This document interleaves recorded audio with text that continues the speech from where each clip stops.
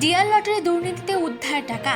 Lottery কেলেঙ্কারির তদন্তে কলকাতা সহ বিভিন্ন জায়গায় ম্যারাথন তল্লাশি ইডির তল্লাশিতে উদ্ধার কোটি কোটি টাকা। 4টে মেশিনে গোনা হচ্ছে সেই টাকা। টাকা গুনতে হিমশিম খাচ্ছেন ইডি আধিকারিকরা, টাকা গুনতে সহযোগী ব্যাংক কর্মীরাও। দেশজুড়ে ইডির হানায় উদ্ধার প্রায় 9 কোটি টাকা। ফিউচার গেমিং নামে যে সংস্থা ডিয়ার লটারি চালায় তার মালিক এবং তার ঘনিষ্ঠদের একাধিক ঠিকানায় অভিযান চালান ইডি অফিসাররা। লেক মার্কেটের এক আবাসনে হানা দেন ইডি আধিকারিকরা। কেন্দ্রীয় বাহিনীর জওয়ানদের নিয়ে তল্লাশি শুরু করেন তারা। এরপরই গতকাল প্রচুর পরিমাণে এই টাকা উদ্ধার হওয়া শুরু হয়। গোয়েন্দাদের অনুমান, লটারির মাধ্যমে প্রচুর কালো টাকা সাদা করা হয়েছে। একাধিক প্রভাবশালীদের কাছেও পৌঁছেছে সেই টাকা, কিন্তু তারা কারা সেই সূত্রেই খোঁজ চালাচ্ছেন ইডি। কোটি না, আমার কাছ থেকে শুনবেন 9 কোটি হয়ে গেছে। গণনা শেষ হয়নি, কম্পিটিশন চলছে অপাপার থেকে হারাবে কিনা। এই ডিয়ার লটারি, মাটির লটারি গোটা পশ্চিমবঙ্গের যুব সমাজকে শেষ করেছে। আমি 3 বছর ধরে সবাইকে বুঝিয়েছি যে সোল টিকিটে লটারি লাগে না, আনসোল টিকিটে লটারি লাগে। যেখানে দেখিবে ছাই উড়াইয়া দেখিও তাই, পাইলে পাইলে বা পাইলেও পাইতে পারো অমূল্য রতন।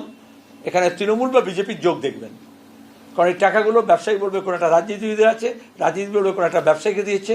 দেশি বিদেশি এই ধরনের বিভিন্ন জায়গায় এই ধরনের টাকা ইলগটেন মানি খাটছে। টিভি চ্যানেল খুললে পরে এখন সবাই নিউজ চ্যানেল দেখছে যে কবে তৃণমূলের নেতাদের বাড়ি থেকে টাকা পাওয়া যাবে, বান্ধবী পাওয়া যাবে, আর টাকার মেশিন গিয়ে টাকা গুনবে। তো নতুন কিছু নয়, পশ্চিমবঙ্গের মানুষ এটার সাথে হ্যাবিচুয়েটেড হয়ে গেছে এখন। তো এই লটারি দুর্নীতির কথা আমরা আগেই বলেছি, মার্টিন লটারির কথা বলেছি। যারা পশ্চিমবঙ্গের যে লটারি ব্যবসাতে যারা স্থানীয় লটারির লোকেরা ছিল তারা সব দেখুন আউট হয়ে গেছে। এই লটারির বিষয়টা একটা অন্য রাজ্যের একটি মামলার সূত্রে যারা তদন্ত করার তারা তদন্ত করছেন। আশা করব তদন্ত রাজনৈতিক উদ্দেশ্যে কোনো কাজ করবে না। কোনো লটারির মধ্যে কোনো ভুল জিনিস আছে না নেই সেগুলো কে ঠিক করবে? সেগুলো কেন্দ্রীয় সরকারের সংশ্লিষ্ট দফতর যারা লটারি নিয়ন্ত্রণ করেন, তাদের যে বিভিন্ন এজেন্সি আছে তারা ঠিক করবে। যতক্ষণ সব ঠিক ছিল ততক্ষণ ঠিক ছিল, যদি কোথাও কোনো ভুল থাকে তারা বুঝবেন। চিফ এডিটর জিতেন সরকারের রিপোর্ট, চেতনা বার্তা, জেগে থাকে জাগিয়ে রাখে।